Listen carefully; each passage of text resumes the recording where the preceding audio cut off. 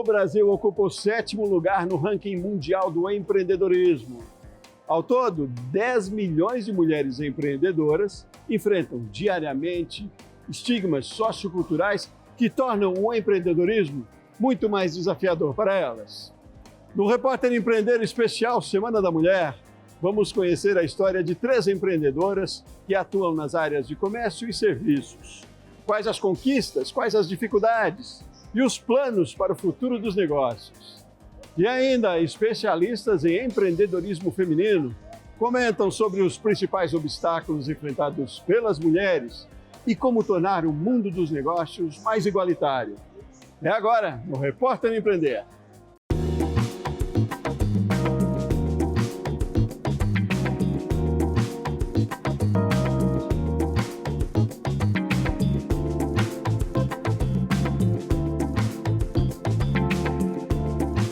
Hoje o Brasil possui 10 milhões de empreendedoras, então realmente é um número bastante elevado, a gente fica muito feliz com isso, mas a gente precisa também falar um pouquinho de como essas mulheres podem desenvolver ainda mais no mundo do empreendedorismo. As mulheres empreendedoras no Brasil empreendem muito no setor de serviços e nos segmentos de alimentos e bebidas, moda e beleza. São setores super importantes, só que a gente observa ainda que existe um caminho grande para que as mulheres possam desenvolver ainda mais empresas com base em serviços tecnológicos, empresas com bastante inovação. Então, do que eu estou falando? Mulheres na robótica, mulheres nas exatas, mulheres nas engenharias, inteligência artificial, blockchain, ou seja, essas tecnologias disruptivas que de fato trazem muita inovação e dinheiro para os empreendedores que têm os seus negócios vinculados a essas tecnologias. Apesar dos avanços no empreendedorismo feminino, a gente observa ainda alguns obstáculos importantes. E um deles é com relação ao faturamento. Apesar das mulheres, na média, serem mais escolarizadas em anos de estudo do que os homens no Brasil, as empresas lideradas por mulheres faturam, na média, menos do que as empresas lideradas pelos homens. Então a gente pensa, mas as mulheres são mais escolarizadas e faturam menos? Como é que é isso? Um dos motivos é o tempo que as mulheres se dedicam aos seus negócios. Por motivos culturais, as mulheres são sobrecarregadas com o trabalho de cuidado, seja com a casa, com as crianças ou com os idosos. Então, a gente precisa de mais tempo e mais energia para poder se dedicar aos nossos negócios. Precisamos falar de divisão de trabalho, precisamos falar de creches, enfim. Uma pesquisa do Instituto Rede Mulher Empreendedora mostra que 50% das empresárias brasileiras pertencem à classe C, enquanto 34% às classes A e B. Para a doutora em Psicologia Cultural pela Universidade de Brasília, Noêmia Santos, as brasileiras ainda empreendem mais por necessidade do que por oportunidade. Ainda é o empreendedorismo essencialmente por necessidade. Por quê? Porque ainda são altos os números de mulheres que empreendem para a sua subsistência e subsistência da sua família, dos seus filhos, embora tenha apresentado uma discreta diminuição no último levantamento do GEM, que é um levantamento que faz a análise da atividade empreendedora no mundo. Mesmo assim, os nossos números aqui no Brasil são altos. Então, são altos os números de mulheres que empreendem por necessidade. E, em média, o salário dessa mulher, o rendimento médio mensal é cerca de R$ 1.800. Então, sabemos a qual classe pertence a maioria das empreendedoras brasileiras. São mulheres que muitas vezes não tiveram oportunidade no mercado de trabalho formal ou que foram demitidas após a vinda de seu primeiro, segundo ou terceiro filho. Então, logo depois que passa a licença maternidade, essa mulher perde seu vínculo com o trabalho e acaba empreendendo como saída para manter, sua família, se manter e manter sua família.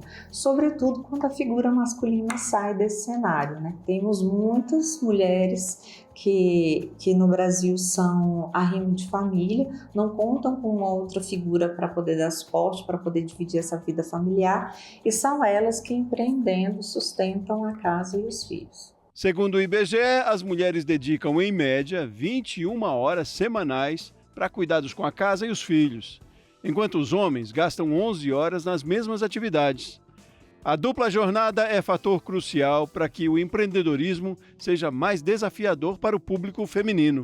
Na pandemia, agora, a gente observou que nós tivemos 1 milhão a mais de empresas lideradas por mulheres fechadas do que empresas lideradas por homem.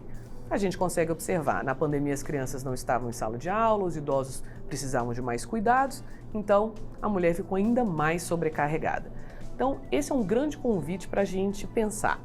Se todo mundo na casa se beneficia de uma roupa bem limpa, de uma comida bem feita, dos filhos bem criados, será que é justo que isso recaia só sobre as costas da mulher? E aí, como é que ela vai se dedicar aos seus outros sonhos? Como é que ela vai se dedicar aos seus projetos, aos seus negócios como profissional? Então, precisamos falar de divisão de tarefas. Precisamos falar de universalização de creches, precisamos falar sobre rede de apoio. E, acima de tudo, precisamos conversar com os homens que também se beneficiam desse sistema todo e precisam contribuir mais. As políticas públicas, elas precisam ser olhadas por mulheres. Porque um homem que constrói uma política pública para mulheres talvez não entenda tão profundamente a questão pela qual a mulher passa, de acesso a locais seguros, de acesso a formas de desenvolvimento, tanto da capacidade delas para se capacitar financeiramente, para se capacitar intelectualmente, ou até para capacitar o tempo que elas têm, levando em conta que elas têm que se dedicar à casa e que elas têm que se dedicar aos filhos. Então a política pública tem que ser construída de uma forma sensível à realidade das mulheres e de uma forma muito feminina, no sentido de compreensão. Muito provavelmente construídas essas políticas públicas por mulheres. Um levantamento do Fórum Brasileiro de Segurança Pública mostra que 25% das mulheres que sofreram algum tipo de violência durante a pandemia apontam a perda de renda e emprego como fatores que influenciaram o contexto de vulnerabilidade. Acho que o empreendedorismo, sobretudo quando a gente fala em autonomia financeira e autonomia de trabalho, são condições indispensáveis para a proteção dessas mulheres. Tem um estudo de Antiloga desenvolvido aqui na Universidade de Brasília que mostra que, ao passo que essas mulheres constroem uma estrutura financeira e, portanto, que elas se tornem independentes, elas estão muito menos propensas a sofrer assédio, a sofrer violência e, em caso de que essa violência aconteça, elas têm muito mais condição de ir atrás dos seus direitos, de se posicionar e de fugir dessa violência. O levantamento do IRME revela que 60% das empreendedoras brasileiras se declaram negras. Entre elas está a Aline Monteiro, tatuadora especialista em pele negra, que abriu um negócio para viver do que mais ama, a própria arte.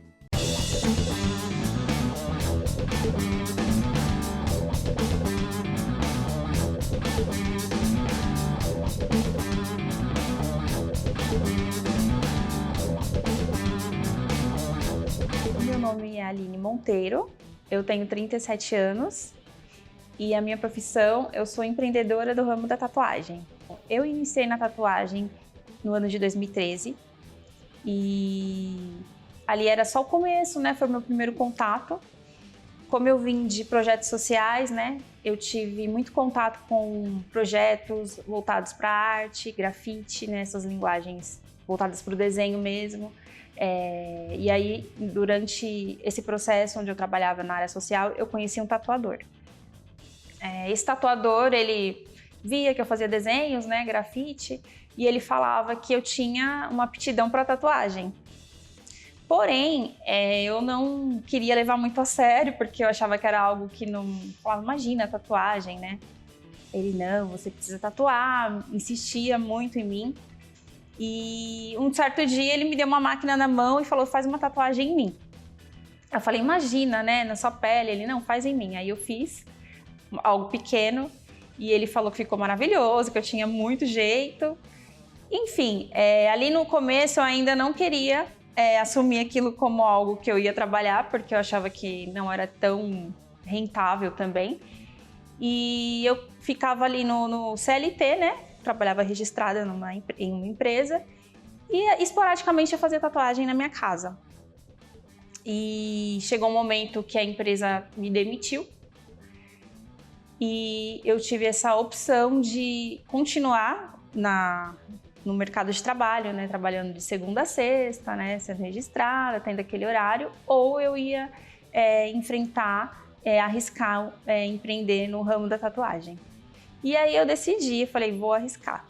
E aí deu super certo, no começo foi bem difícil, mas eu fui galgando ali os clientes aos poucos e até hoje estou trabalhando com isso.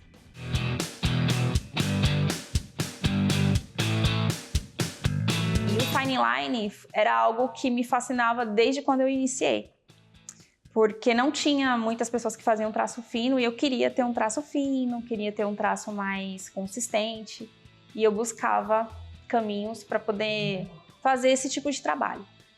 E eu sempre procurei mesmo o Fine Line pelo desafio mesmo, porque muitos tatuadores não gostam, né, do estilo, porque você tem que ter ali muita precisão. Você não tem margem para errar, não tem como, um traço saiu tremido, eu vou arrumar. Não, se o traço saiu tremido e você for arrumar, não vai ficar mais fino. Então, eu gostava desse desafio, da concentração, e aí eu fui me especializando no Fine Line por conta disso.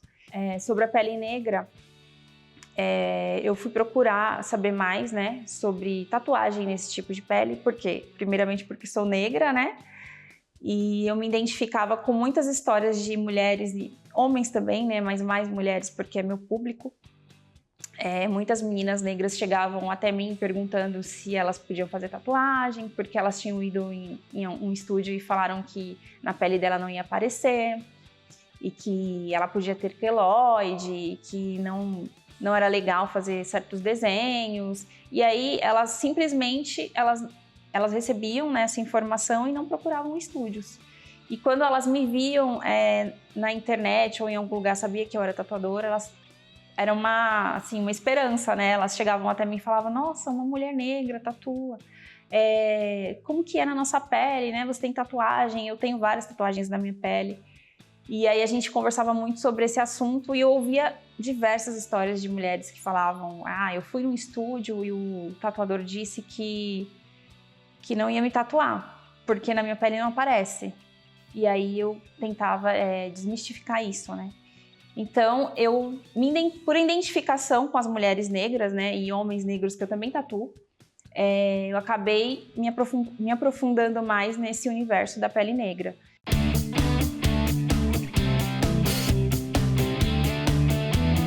A tatuagem, ele é um ambiente, ele era mais, né, masculino, né? Então a gente via muitos homens.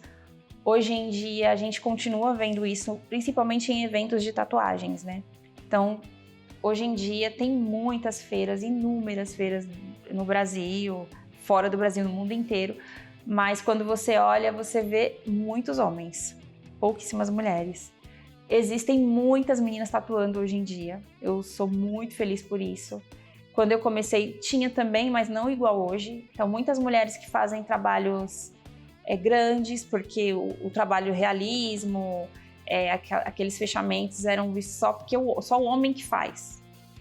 Hoje em dia, não. Hoje em dia tem mulheres incríveis que são premiadas. Não é a maioria, infelizmente, ainda não é, gente. Precisa melhorar muito isso. Então, em eventos não tem muitas mulheres participando. Como tatuadora também, já aconteceu de eu estar em um evento e chegar num stand de alguns artistas e tentar conversar ali com tatuadores, porque eram só homens e eles não dão muita atenção. Então eu ficava meio a ver navios. E às vezes o meu marido, na época, não tatuava ainda, ele hoje é tatuador também. Ele ia comigo, me acompanhava e muitas vezes eles queriam conversar com ele, sendo que a tatuadora era eu. Também já aconteceu diversas vezes de homem ir até o meu estúdio, ele viu o meu trabalho e ele vir conversar com o meu esposo e não comigo, sendo que o trabalho era meu. Então, assim, existe ainda esse preconceito, alguns diretos, outros velados, que a mulher ela não faz esse tipo de trabalho. E por ser mulher negra, eu acredito que o preconceito vem mais por essa questão da pele também, né? De achar que a pele negra não serve para ser tatuada, né? Então, hoje em dia, na internet, eu consigo ver alguns perfis de tatuadoras negras que são especializadas também em peles negras. Tem muitas tatuadoras que estão fazendo isso. Então, eu vi que esse caminho foi aberto. Hoje em dia está sendo quebrado essa questão do preconceito com a pele negra. Sobre as mulheres negras, se elas enfrentam mais dificuldade, eu acredito que sim, porque historicamente, num país como o nosso, nós percebemos quais são as atividades que são destinadas às pessoas negras, que são atividades de limpeza, atividades de cuidado de casa, atividades de doméstica. Então, ao empreender, o negro, além de enfrentar todas as dificuldades que o branco vai enfrentar, ele ainda vai enfrentar também o preconceito.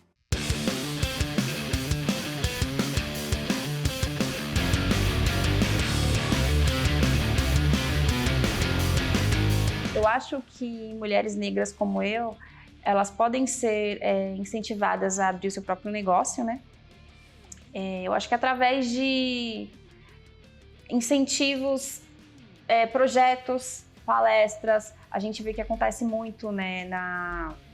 Nas redes sociais tem acontecido, as mulheres negras têm se reunido, falado mais sobre esses assuntos. Então, eu acredito que a informação, esse apoio, gratuitamente mesmo, projetos voltados para o empreendedorismo da mulher negra, as histórias, né, das pessoas das mulheres que empreenderam, como elas começaram, eu acho que disseminar mais essas histórias, juntar mais essas mulheres e falar sobre isso em rodas de conversa mesmo, falar sobre esse empreendedorismo, que elas também são capazes de saírem da onde elas estão e fazer algo para elas, que elas podem ganhar o próprio dinheiro, que elas podem abrir o próprio negócio, que elas podem ser o MEI, podem abrir uma empresa, começar devagar ali e galgando os clientes delas, mas eu acho que precisa de um caminho, né? Precisa da educação nesse sentido do empreendedorismo para elas entenderem como se inicia, porque a gente às vezes fala muito das histórias, mas também não dá o caminho para as mulheres começarem, né?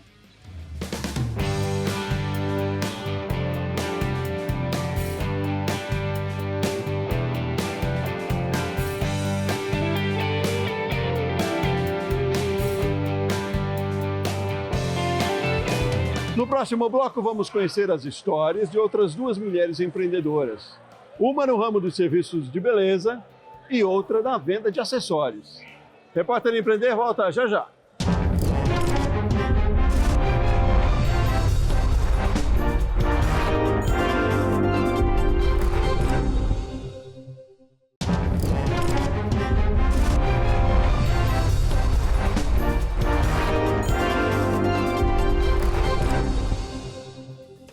Estamos de volta com o Repórter Empreender. E olha, a pesquisa do IRME revela que 55% das empreendedoras brasileiras trabalham com a venda de produtos próprios ou de terceiros, como roupas, calçados, alimentos e acessórios. 33% atuam na área de prestação de serviços, como manicure, cabeleireira, assistência técnica, serviços de limpeza e de obras. Vamos conhecer agora, então, duas mulheres que atuam nas áreas de produtos e prestação de serviços. A Beatriz, que trabalha com acessórios, e a Ivana, que decidiu empreender na área da beleza depois que conheceu o universo das drag queens. Hoje ela é cabeleireira.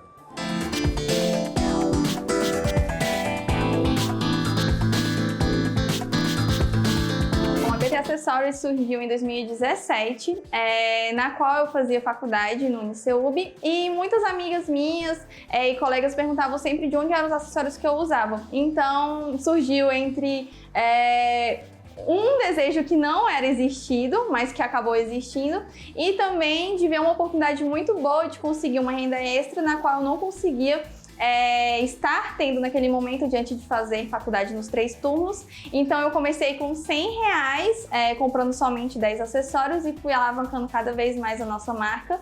Temos 6 anos, fizemos agora em fevereiro, no dia 11. Já passei por vários obstáculos, tendo showroom, fechando, pós-pandemia, mas atualmente nós somos um e-commerce localizado aqui em Brasília.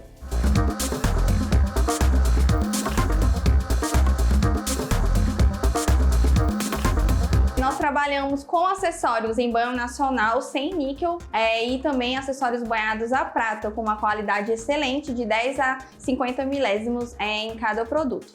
O nosso perfil, nós temos 2 atualmente, que é o perfil de clientes minimalistas, que gostam mais de acessórios básicos para o dia a dia, que não gostam de nada tão, assim, que possa chamar a atenção. E também nós temos o nosso público de clientes que gostam de tendências.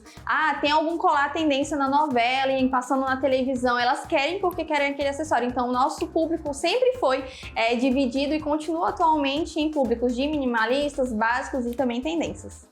Nós não temos loja física, somos um e-commerce mesmo. Atualmente nós temos esse nosso escritório, que era o meu quarto, então ele acabou se tornando pequeno do que era antes. Nós reformamos ele todo, tem a estrutura para expedição e também gerar todos os nossos conteúdos. Nós vendemos somente pela nossa plataforma de site.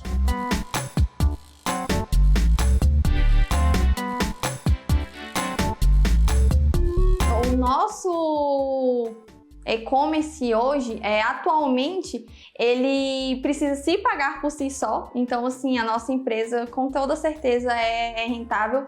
Então, ela é a renda fixa daqui de casa e eu tenho agora uma segunda renda variável, que é prestando mentorias, consultorias para várias empreendedoras de Brasília e de todo o Brasil. Mas a BT, eu posso dizer que ela sustentou muita coisa durante os nossos 6 anos, sendo ela mesma pelo crescimento como a minha parte de colaboradora, de criadora. Então, assim, com toda certeza, a nossa marca é rentável 100%. Eu fiz o nosso CNPJ como MEI durante 6 meses da marca. Eu fiz ele pelo portal do empreendedor mesmo, não tive ajuda, auxílio de ninguém, não tinha nem contador naquela época. Atualmente a nossa marca é ME. Nós fizemos a transição de 2020 para 2021, porque já estava quase atingindo o valor máximo do MEI. Então, o nosso contador, que está atualmente com a nossa marca desde 2020, fez todo esse processo para nós. E assim, algumas pessoas reclamam que ter imposto alto é ruim, só que você só vai ter um imposto alto se você estiver vendendo muito.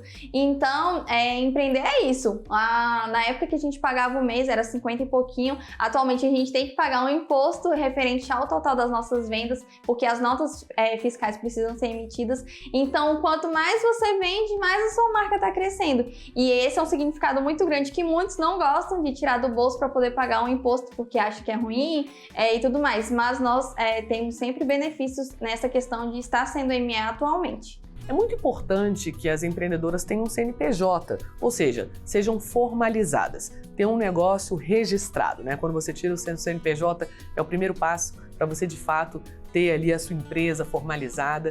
E por que isso é importante? Primeiro porque você, a partir daí, vai ter um conjunto de benefícios como empresária. Você vai poder tomar crédito no banco, você vai poder ter acesso a financiamento, você vai poder ter acesso a um conjunto de benefícios que só as empreendedoras formais têm. Então, quando você se formaliza, você tem mais chances de crescer no seu negócio.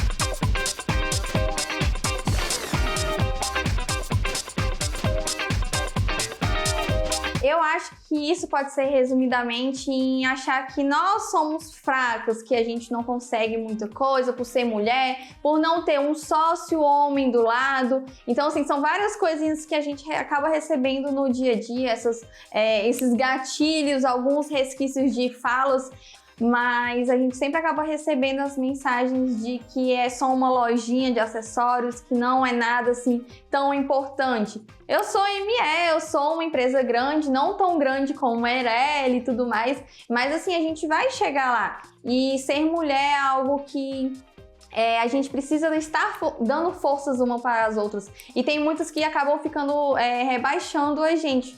Principalmente em questão de concorrência, é algo que tem muito nas redes sociais. Um exemplo, aqui em Brasília pode ter 50 lojas de acessórios. Se eu não tivesse com a minha segunda renda variável hoje de querer ajudar empreendedoras, talvez poderiam me colocar nesse ramo de ela é concorrente, não vou ajudar ela, não vou querer pegar nada do que ela está vendendo, porque pode ser uma concorrência. Mas eu dando essas mentorias, ajudando empreendedoras, o meu público, 80% é de lojas que têm acessórios. Então, assim, não há nenhuma concorrência. A gente realmente quer ajudar, quer crescer juntas. E eu tenho total certeza que juntas a gente é bem mais forte.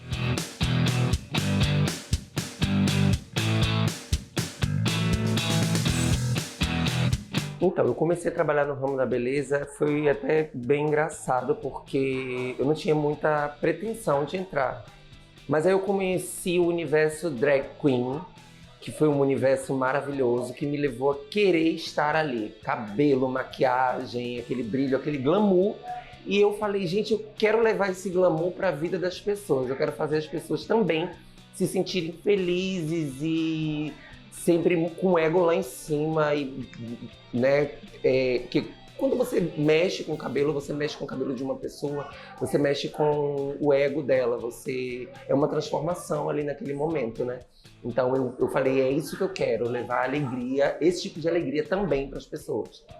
Então eu sempre sonhei em ser empreendedora, sim, mas eu sempre tive muito medo, porque é algo que você tem que ter muita responsabilidade, você tem que se doar, né, para aquilo ali.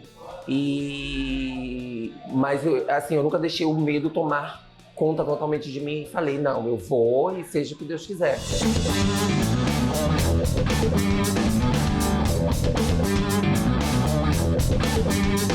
O tipo de serviço estético que eu faço no salão é cortes femininos, cortes masculinos, tratamentos, mechas, né? Escovas progressivas, né? Alisamentos, métodos de alisamento. Todos os tipos de métodos de alisamento nós fazemos aqui no salão. Eu fiz alguns cursos para me capacitar no ramo da beleza, sim, mas eu posso dizer que eu sou praticamente autodidata. O curso foi para aprimorar, porque quando você nasce com um dom, você, né, é uma pedra, você lapida aquela pedra para ficar cada vez melhor, e o ramo da beleza ele tende a mudar cada dia mais. Então é sempre bom você estar sempre aprendendo, inovando, né, para dar maiores passos, né, e levar sempre o melhor para o cliente. Para me capacitar no ramo da beleza, eu realmente fiz alguns cursos, né, mechas avançadas, né, fiz o curso de barbearia porque eu sempre tive muita vontade de trabalhar com um público masculino e um público que dá um retorno bem legal, muito grande também. Eu fiz o curso de mechas avançadas, cursos de barbearia e cortes tradicionais e cortes clássicos, né, para deixar aí a galera mais feliz aí na área da beleza.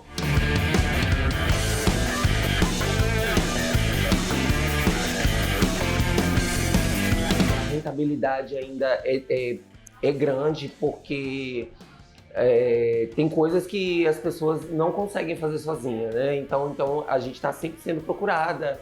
Então sempre dá sim para você se manter, para você fazer aquela viagem que você quer fazer, para você comprar o que você gosta, né? Então eu acho que sim, o mercado da beleza é um mercado que traz essas grandes realizações e traz uma renda sim para você.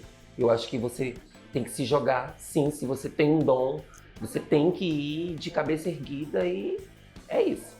A vantagem de ter MEI é que primeiro você cria uma responsabilidade consigo e com o seu empreendimento. Você precisa, né, saber que tem algo ali que você precisa estar alimentando para o presente e para o seu futuro, né?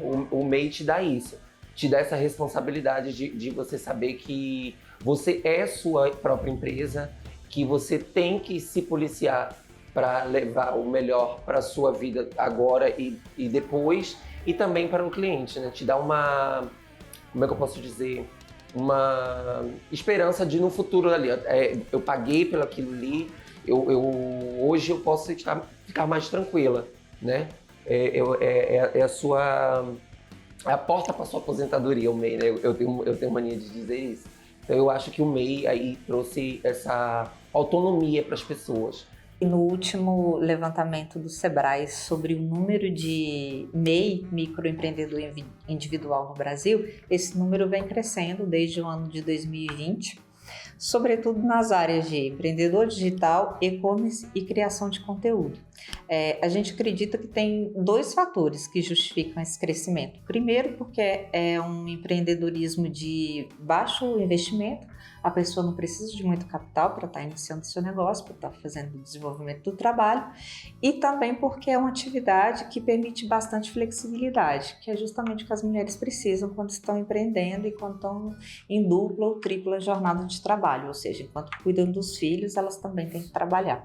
Então, esse tipo de empreendedorismo permite e possibilita e aumenta o número de mulheres nessa atividade.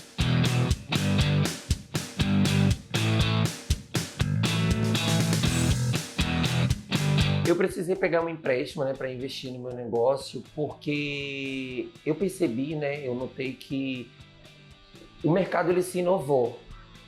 Então, com essa inovação, eu quis trazer materiais novos, eu quis apresentar um material, um trabalho novo para os meus clientes. Então, à medida que isso ia subindo, né, eu pensei, não, eu vou agregar mais, né, vou levar algo a mais para elas. Então, eu fiz assim, um grande investimento, né, em produtos, né, em ferramentas, para o trabalho desenvolver cada vez melhor. O acesso a crédito para a mulher ele é até mais importante do que o acesso a crédito para os homens. Já está comprovado por outras pesquisas que as mulheres elas são muito mais comedidas, muito mais cuidadosas quando elas vão tomar crédito, quando elas vão fazer algum tipo de empréstimo. Elas se capacitam muito mais. Então, a linha de crédito específica para mulheres, respeitando a sua natureza, respeitando as suas dificuldades e que vão até ela em locais que muitas vezes ela não tem acesso, é super importante. Porque se ela tiver esse suporte de um pouquinho de apoio para começar um novo negócio, de um pouquinho mais de reforço na própria autoestima dela, para que ela tenha esse encorajamento de que ela vai conseguir pagar, de que ela vai ter suporte, ela vai ter prazo, ela vai ter apoio da própria instituição, eu tenho certeza que nós vamos ter mais mulheres empreendedoras, mais mulheres líderes, porque é da nossa natureza.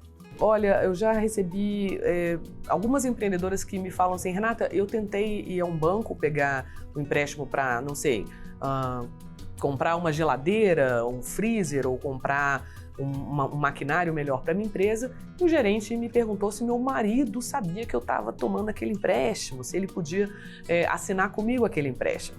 Aí eu me pergunto, será que um homem empreendedor, quando vai tomar empréstimo, ele também é perguntado se a esposa sabe que ele vai tomar um empréstimo? Muito provavelmente não. Então aí a gente já começa a ver esses preconceitos, esses vieses inconscientes que acabam sendo submetidos, né, quando uma mulher busca pegar crédito, tomar crédito para sua empresa. Existe também uma crença limitante de que meninos são melhores com números, né? Também é comum a gente escutar que geralmente as empreendedoras tocam mais a parte de planejamento, né, a parte de marketing e deixam as finanças ali para o contador, ou para o marido, ou para algum homem.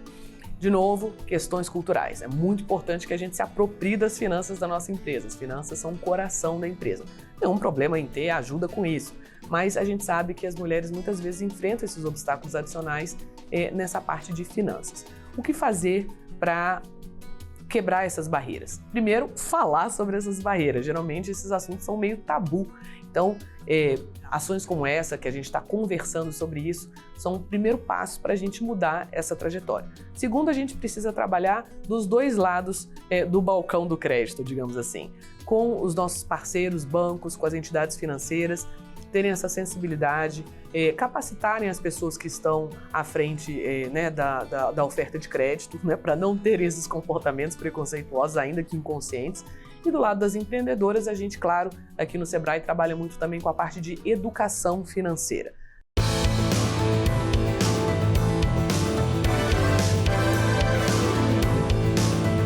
As dificuldades que eu enfrento como uma mulher trans e empreendedora é que eu sempre enfrentei a vida toda e talvez eu vou continuar enfrentando sem medo, sem problema algum. Porque o que me consola é que não sou só eu no mundo a passar por problemas. E se eu for deixar todos esses problemas que eu já passei e ainda passo, talvez eu não chegue a lugar nenhum. Porque o problema não está em mim, o problema está nas pessoas que talvez não consiga chegar a um determinado local e pensa assim, eu não cheguei, eu não quero que ela chegue. né? E eu sei que muitas pessoas pensam assim, poxa, aquele lugar que é dela ali poderia ser meu, eu poderia estar ali, né? Mas se eu sou apta a estar ali, eu vou enfrentar, eu vou correr atrás e vou estar ali, né? E nunca vou ter medo de enfrentar o empreendedorismo ou o mercado de trabalho como eu sempre fui. Eu acho que nenhuma das mulheres trans e meninas trans tem que ter medo. Dá a testa, vai sim, corre para dentro, porque se você não fizer por si, ninguém vai fazer. E problemas e preconceitos e transfobia a gente vai enfrentar no mercado de trabalho, no empreendedorismo, seja em qualquer lugar que for. É só não ter medo. Vai e é isso. Ainda sobre as mulheres trans, eu acho que a gente tem acentuado que além da dificuldade para empreender, ela ainda vai ter a questão de estar muito vulnerável a diversas violências. Sabemos que no Brasil o número de assassinato e de violência às pessoas trans é altíssimo. Então, para essa pessoa não só empreender, mas viver, vai ser um grande desafio. Ainda é, infelizmente, no nosso país, um grande desafio. Porque ela tem que enfrentar essa violência e também vai enfrentar preconceito na hora que estiver empreendendo.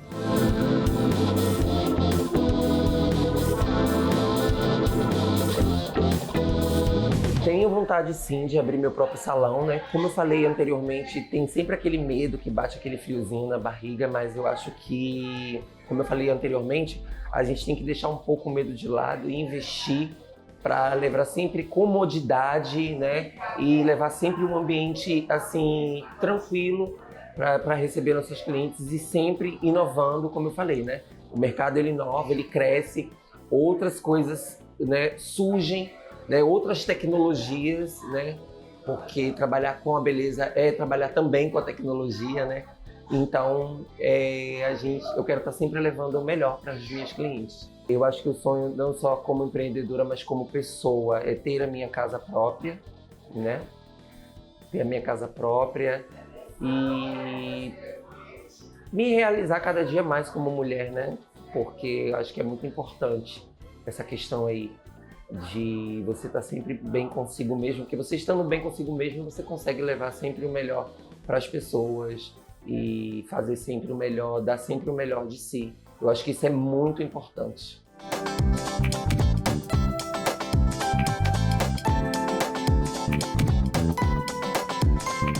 No próximo bloco, a gente confere dicas de ouro para as mulheres que querem se destacar no empreendedorismo. É depois do intervalo.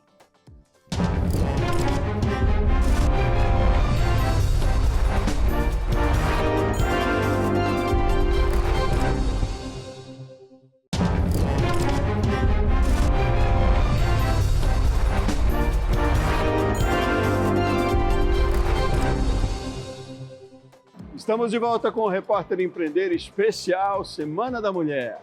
Nós vimos já no programa de hoje como os estigmas socioculturais acabam criando dificuldades para o empreendedorismo feminino. Mas agora nós vamos conhecer as dicas dos especialistas, as orientações para enfrentar esses obstáculos e os desafios para tocar o seu próprio negócio. Entre as principais atividades que podem ganhar destaque em 2023 para homens e mulheres, eu destacaria as atividades vinculadas a serviços de saúde, sobretudo as de saúde mental. Também destacaria os serviços de alimentação saudável. Cada vez mais os consumidores e as consumidoras estão buscando alimentos orgânicos, alimentos que façam o bem para a saúde. A gente sabe também que a população está envelhecendo, então todo tipo de serviços de cuidados com idosos e, claro, todo tipo de serviços que possam ser automatizados, que possam ter bastante inovação e tecnologia, desde turismo até construção civil, enfim. O importante é a gente pensar sempre num negócio que tenha a sua transformação digital bastante poderosa. Segundo o levantamento do Sebrae, as mulheres estão na liderança de 3 em cada 10 empreendimentos no Brasil.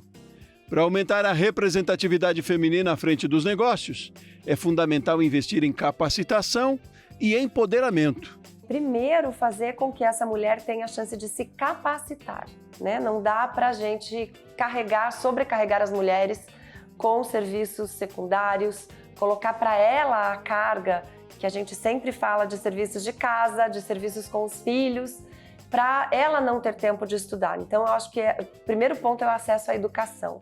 E depois colocar nessa educação a conscientização de que ela pode estar onde ela quiser, né? Dá para a mulher essa consciência de que ela pode ser e estar onde ela quiser. E quais são as dicas de ouro para as mulheres que querem alavancar seus negócios e se destacar no mundo do empreendedorismo? Eu tenho 2 dicas de ouro para dar para as mulheres empreendedoras. A primeira delas é: faça parte de redes de mulheres. O que são essas redes de mulheres? Podem ser desde redes pequenas, como um grupo de Zap de amigas, até redes formais de mulheres empreendedoras, como é o caso do Grupo Mulheres do Brasil, da Rede Mulher Empreendedora, turmas do próprio Sebrae delas. Quando uma mulher se organiza em rede, ela tem muitos benefícios, eu vou dizer algum deles. Primeiro, a gente fica necessariamente mais inteligente, mais conectada, porque a gente começa a escutar outras coisas, começa a ter outras ideias. As redes de mulheres também ajudam nos negócios. Então, digamos que eu esteja numa rede de mulheres empreendedoras da minha cidade e eu sou uma vendedora de embalagens. E ali naquela rede tem uma empresária que precisa de embalagens para quentinhas, para marmitas. Opa, já posso fazer negócio com ela. Outra precisa de um serviço de design. Opa, já vou fazer negócios aqui. As redes também são um espaço ideal para a gente tomar consciência dos problemas culturais, dessas tais crenças limitantes ou vieses inconscientes baseados em preconceitos, né? Então, na verdade, a gente observa que muitas vezes a gente acha que é só com a gente, mas quando a gente está em rede, a gente observa: opa, você também passou por isso? Ah, você também passou por isso? E como é que você respondeu? Como é que você respondeu a isso? Então a gente começa a aprender a lidar e a superar essas barreiras culturais, esses preconceitos que as mulheres empreendedoras acabam enfrentando no dia a dia. Outra dica de ouro são as mentorias. Quando você faz uma mentoria, seja ela você como mentora ou como mentorada, você está trocando experiências e conhecimentos. E quando a gente tem mentoria, a gente tem um espaço também muito mais, digamos, íntimo para você falar dos males que você acaba observando durante a sua vida empreendedora. A gente escuta muito de mulheres empreendedoras falando, por exemplo, de culpa materna, mulheres empreendedoras mães, né? A sociedade acaba falando: ah, mas você está empreendendo, você não está dando tempo para o seu filho, mas como é que você vai fazer uma viagem de negócio? Mas tudo bem, meu filho está ali com o pai, tá bem, mas a gente acaba tendo muita culpa. Como é que eu lido com isso? Ou quando você precisa convidar alguém para um almoço de negócios, um homem, ou um café de negócios, e tem medo dele pensar que isso aí é um convite para um encontro amoroso, ou você também. Opa, como é que a gente lida? Ou se você precisa fazer um pitch de negócios ali, 3 minutos, vender seu peixe. Você vai lá, fala com convicção, né, com uma comunicação assertiva, ou, ixi Maria, como é que eu falo? Eu sou de bastidor, eu não sou de falar em público. E aí a sua mentora pode falar: olha, faça assim, faça assado, eu geralmente faço assim, essa é uma lição aprendida. Então, procure uma mentora e seja mentora de alguém. Essa é uma grande dica para que as mulheres empreendedoras possam prosperar. Eu diria que as mulheres devem continuar fazendo o que elas estão fazendo, mas que procurassem também, na medida do possível, né, essa formação. A gente já tem muita formação disponível, acessível, barata ou mesmo gratuita em instituições como o Sebrae, por exemplo, em que essa mulher pode encontrar um suporte, ao menos de formação, para o desenvolvimento do seu negócio. A dica de Samantha Pineda para as mulheres empreendedoras é: acredite. Saia e vá, coloca o pé que Deus põe no chão. Você pode tudo o que você quiser, porque de fato nós somos diferentes, a nossa sensibilidade, o nosso amor envolve tudo que a gente faz. Falando de filhos, falando de casa e falando de trabalho. Então a dica é: não pare. Nossas empreendedoras de sucesso também têm dicas para as mulheres na audiência que querem ter no próprio negócio. Para as mulheres que querem empreender, assim como eu, a minha dica é que elas comecem, deem o primeiro passo, mesmo que seja pequeno. Não fique esperando que você vai ter o melhor lugar, o lugar perfeito, com tudo que você tem de cara, porque a gente não consegue, se a gente não tem recursos, né? A não ser que você tenha recursos, né? Você pode fazer isso, mas eu acho que você tem que dar o primeiro passo, mesmo que você tenha uma cadeira, uma mesa e um cômodo. E também o que é muito importante é ter a educação financeira, porque isso causa um pouco de frustração, porque as pessoas começam a ganhar muito dinheiro e começam a gastar, e aí elas acham que não tem esse controle do que entra e o que sai. Então, na tatuagem, cada tatuagem tem um valor diferente, então tem pessoas que acabam se perdendo, muitos tatuadores que começam e acabam desistindo porque não conseguem se organizar financeiramente, então é muito importante. E o início, dar o pontapé inicial, vai se formalizar, vai buscar um MEI, vai ter um CNPJ e pagando suas taxas tudo certinho para você poder também ser reconhecido e ter condições de ter uma conta, ter como comprovar sua renda, mas tem que dar o primeiro passo, né? Tem que iniciar e estudar muito o mercado que você está entrando, né? Para você não se frustrar. Primeira dica, seja autêntica. Eu tenho total certeza que isso vai fazer uma diferença muito grande, desde a escolha dos produtos, desde a escolha do nicho que você quer vender, seja roupa, sapato, móveis, o que vocês quiserem empreender, e seja certinha com a sua marca. Não queira dar o golpe na sua própria marca. Por que eu falo isso? Às vezes vocês têm tanta pressa de crescer, pressa, que vocês acabam pulando os obstáculos que realmente precisam. Se você tem R$100, comece com R$100. Vai adiantar você fazer um empréstimo de R$10.000 para poder começar e depois você achar que não vai conseguir pagar esse empréstimo e ficar com uma dívida ou um bolo de neve? Começa com R$100, não é vergonha pra ninguém. Você começou, eu comecei, muitas outras pessoas começaram também. Então, comece com o que você tem, seja capaz de dar o seu melhor para sua marca, seja em questão de realizar criativos, de procurar o melhor produto para sua marca, também de oferecer um bom atendimento ao seu público, porque sem um bom atendimento eu tenho certeza que muitas marcas não existiriam e também muitas podem acabar não existindo. A gente é prova disso de algumas marcas que acabam chegando na falência, mas a dica que eu posso dar mesmo é: faça o que o seu coração mandar.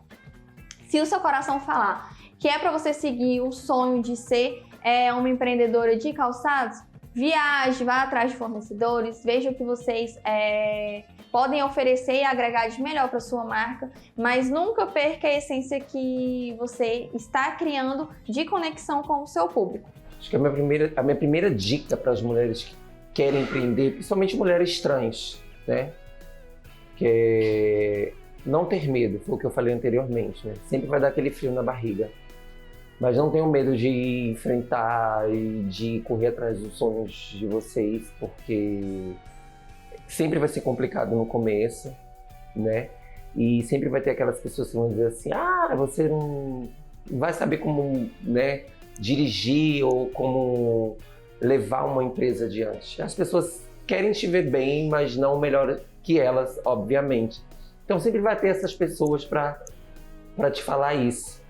E outra coisa muito importante para você empreender: estudar sempre, nunca deixar de estudar, principalmente a área da beleza. Sempre estudar, sempre procurar o melhor para levar para os seus clientes. E porque você fazendo isso, com certeza o seu negócio ele sempre vai estar de pé. Ele sempre vai estar ali, entendeu? Eu acho que o não desistir, o persistir é sempre a maior dica que eu tenho para dar.